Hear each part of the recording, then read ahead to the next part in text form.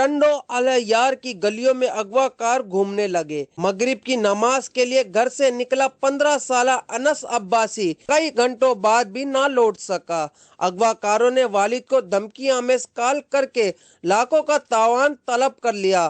تاوان نہ دینے کی صورت میں سنگین نتائج کی دھمکیاں بھی دی۔ ادارہ سے درخواست یہ ہے کہ جیسے آج شریف بھائی کا بچہ گیا ہے، یہ ہم سب کا بچہ ہے، اور یہاں کی انتظامیہ مطلب کر کیا رہی ہے، میرے تو سمجھ سے باہر ہے کہ انتظامیہ کر گئی ہے۔ وارداتیں بڑھتی جا رہی ہیں، کبھی بچے جا رہے ہیں، کبھی دکانیں لوٹی جا رہی ہیں۔ انتظامیہ اتنی خاموشی کے اندر کیوں بیٹھی ہے؟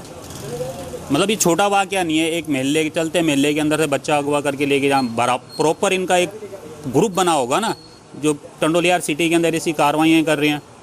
تو ایس ایس پی صاحب تھوڑا سا اپنے ادارے پہ توجہ دیں، اپنے اہلکاروں کو الرٹ کریں۔ مغرب کی نماز کے لیے باپ بیٹے ساتھ نکلے تھے گھر سے۔ نماز مغرب کی پڑھ کر باپ اپنی کلینک پر آ چکا تھا، پپا ان کا۔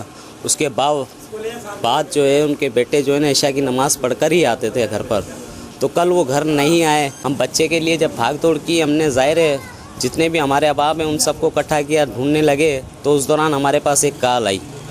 کال آنے کا مقصد یہ تھا کہ بھئی ہمیں 10 لاکھ روپے کا تاوان کرنا ہے، مانگے ہم سے 10 لاکھ روپے نا طلب کیے کہ بچہ آپ کا ہمارے پاس ہے نا۔ والد ڈاکٹر شریف عباسی کا کہنا ہے، میرے بیٹے انس کا ذہنی توازن درست نہیں تھا، نماز کا پابند تھا اور مغرب کی نماز کے لیے گھر سے نکلا تو واپس نہ پہنچا۔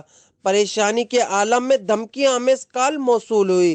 واقعے کی اطلاع ملتے ہی ایس ایس پی ٹنڈو الیار فاروق بجرانی اہل خانہ کے پاس پہنچ گئے۔